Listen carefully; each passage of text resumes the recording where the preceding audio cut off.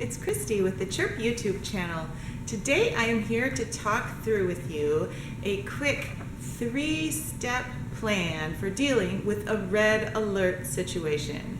A red alert situation is how I like to refer to meltdowns. And meltdowns happen very frequently with children who have developmental disabilities of any kind. And so we're going to talk through that today, and I hope that you find this helpful. The first step that I need to take is tell you that a meltdown I am defining as very different from a tantrum. For the terms that we'll be talking about today, a tantrum is when a child is trying to manipulate you through her behavior. So if you're going through the line at Target and your child wants candy and you say no, and your child starts kicking and screaming and hitting you and yelling swear words at you, that is a tantrum. Your child is trying to manipulate your behavior by her terrible behavior. So your child wants the candy. She thinks that if she behaves poorly enough and embarrasses you enough and makes you feel angry enough, that you'll get the candy for her. Very often this actually does work, which is why kids do it. And of course, they're not thinking this through rationally. She's probably 2 or 3 years old when she's doing this. She's not thinking, I know what I'll do. I'm going to try some behavior conditioning with my mother. She's not thinking that. She just wants the candy, and she thinks that the best way to get it is by manipulating you with her behavior. So, don't let that work. And now that we've discussed that, I'm going to move on to meltdowns. Meltdowns are when the child is completely out of control. Something has happened that has pushed so many of her buttons that she is not even capable of thinking straight to try to manipulate you. So this has nothing to do with manipulation. By the time we get to meltdown status, by the time we're in red alert, it's all about just trying to keep everything safe and get it over as soon as possible, because it has to play itself out. I am going to put a link over here to another video that I did on meltdowns and tantrums and some ways to think about them and work through them. And every video that I do, even on a similar topic, is going to be slightly different. It comes at things from a slightly different angle. So you will learn something new, even if it's a similar topic. So don't hesitate to hop on over there and watch it. And by the way, should you decide to click on any of the links that I put over to the side, a new window will open up. This video that you're currently watching will pause, and you'll be able to go and watch that video and return to this one at a later time that suits your fancy. During a meltdown, a child is not trying to manipulate anyone, as I said. Usually in a red alert, the child is expressing extreme frustration and usually trying to escape in some manner so that her body can calm itself down. If you think of the fight or flight responses that we have to situations of extreme fear, then you're sort of thinking about how your child is probably feeling in this moment, or your student. Fear and anger can be very close. So when your child gets very angry, a lot of times it's because she feels very out of control, which causes fear. So it's all kind of this ball of unresolved emotions that she can't communicate very well, possibly doesn't even recognize clearly, and then can't communicate. And so it spins up into this huge tornado of fierceness, ferocity. And usually in a red alert, the child wants to be calm and can't get there. And so we need to help her by staying out of the way while her body does its thing and flushes out the adrenaline and the cortisol and all of those scary chemicals that are contributing to the problem. And I'd like to say here that while typical children don't usually have meltdowns, red alerts like this, it is possible that yours could.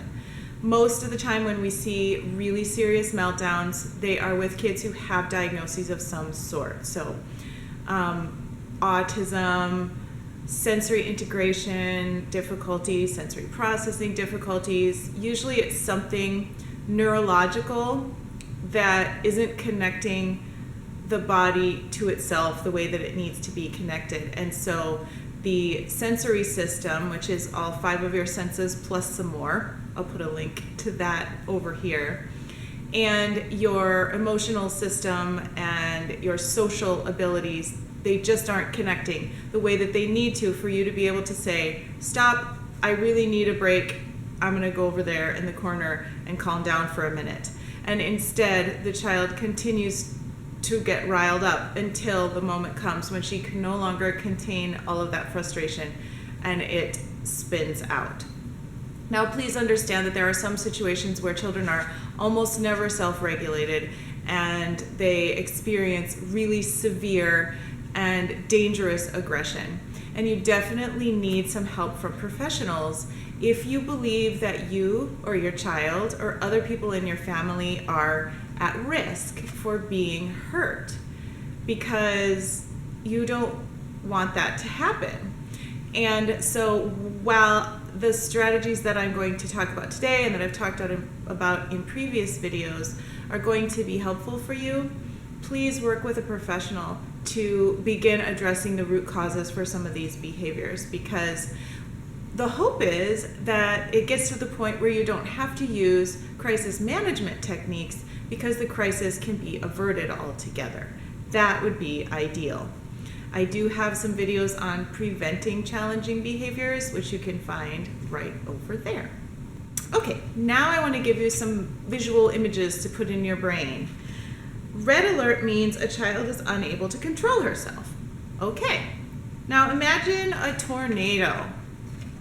Any additional stuff that you throw into the tornado becomes a weapon, and the tornado gets more dangerous, not less dangerous. So if you throw some nails into the spinning vortex, the nails are going to come spinning right out at you and perforate you in some horrible, mangling way. This is not what we want. Now that sort of image that's in your brain, put your child as the tornado and imagine yourself as the bystander. As the bystander, you are smart enough to say, I'm not going to throw any nails into this spinning vortex because I am thinking that they will come spinning right out at me again and I will be damaged. And the tornado will remain a raging inferno of anger. It will only hurt me. This is how you really need to think of a child in a red alert situation. We want to not throw additional things into the spinning tornado. So for example, words, logic, trying to convince the child to stop by offering consequences. You're not going to get to go swimming today if you don't stop this. Offering the child a reward or a bribe for stopping. These things are not going to work. They are just adding more fuel to an overwhelmed system. When any system in the body is overwhelmed, even the smallest input can be far too much.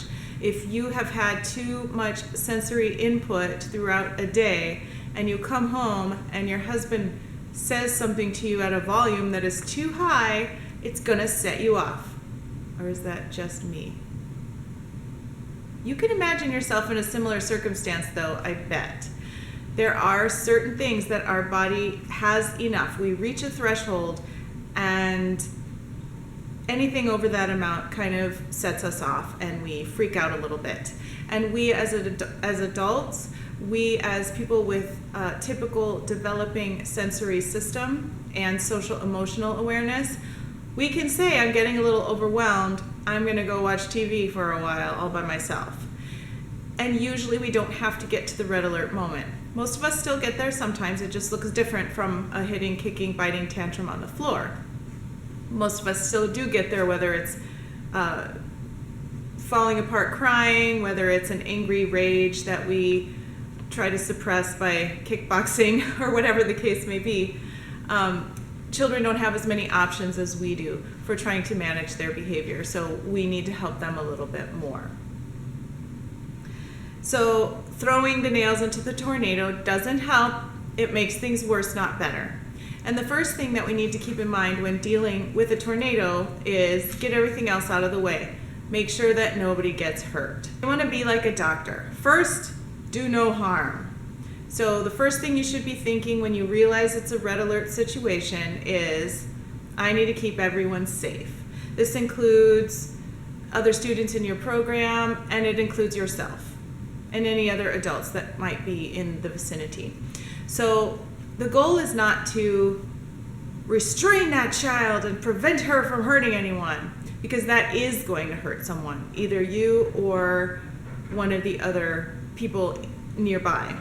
The goal should be to remove everything from that area that could be damaging. Once again, you need to talk through this with a professional if your issue is on the more severe end, because if your child is physically larger, or if your child has experienced lots of this behavior and comes after you with the aggression, then you need some more supports than I'm going to give you in this video. You need professionals in your area who can help you one-to-one in your family. But in other situations, it's better just to remove yourself. Keep everything out of this child's way. Most people who get to a red alert like this want to calm down. They just need to be left alone for a while until their system gets all those chemicals out and spirals out of the tornado. We just have to stay out of the way. Imagine if a tornado is rampaging, there's nothing in the way, no houses are there, no people, no animals are in the way of the storm. Is it even really a problem? No, not really. We don't want trees to get thrown into the air, but no people were damaged, no little doggies were sucked up, no homes were ruined. That's okay. That tornado was not very harmful. That's kind of how we want our red alerts to be with our students or our children is, yes, it happened, and yes, I wish it hadn't happened, but no one was damaged, and at the end, we had a pretty good result. So you need to get out of the child's way and keep other people out of the child's way. Allow her fight or flight reflexes to calm down. This takes quite a while for some children. Most kids, once the red alert starts and you declare to your classroom staff, this is a red alert situation, I'm the point person for this child, everyone else, get your students over to this side of the classroom. Once that has started and you let the child have that time, it's not that common that it lasts more than 15 or 20 minutes. I've seen a lot worse, and I've seen many, many that are way shorter than that. Once you stop throwing stuff on the fire usually burns very low very quickly.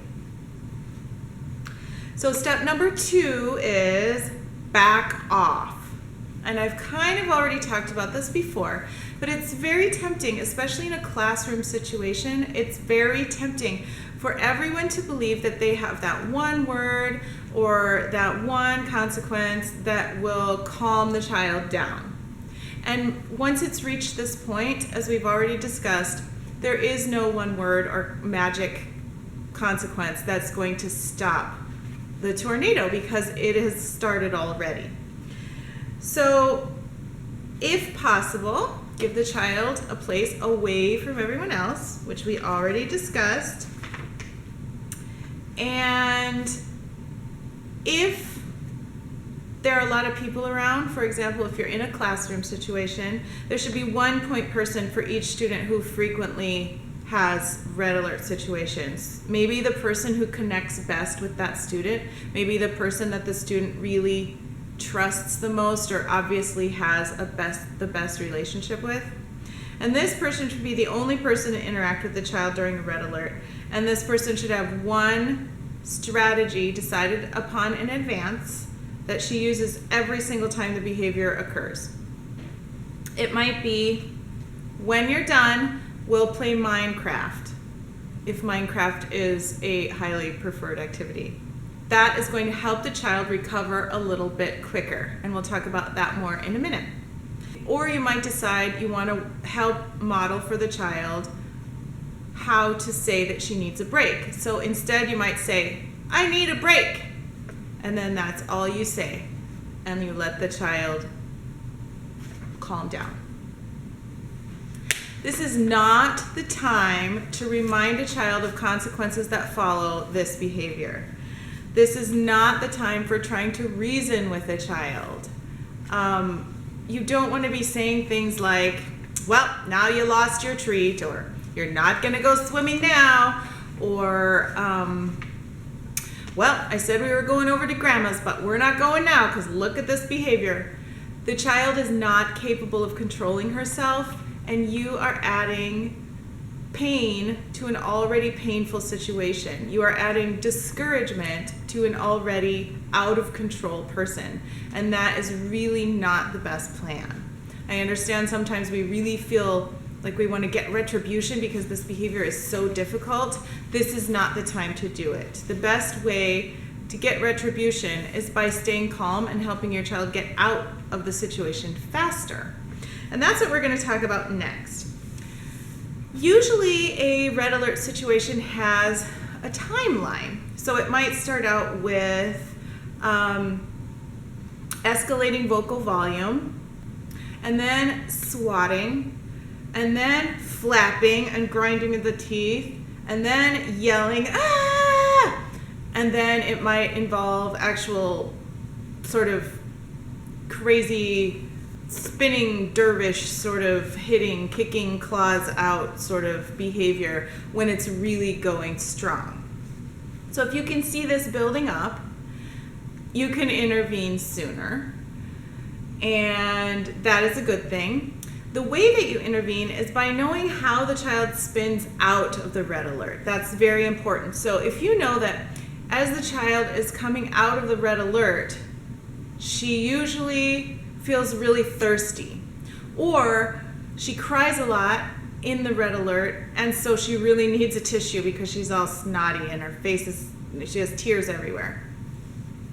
You can predict that the child is going to want a drink or that she's going to need tissues, and then slowly, as you realize what those end stage actions will be, you can introduce the end stage actions a little bit sooner in the process.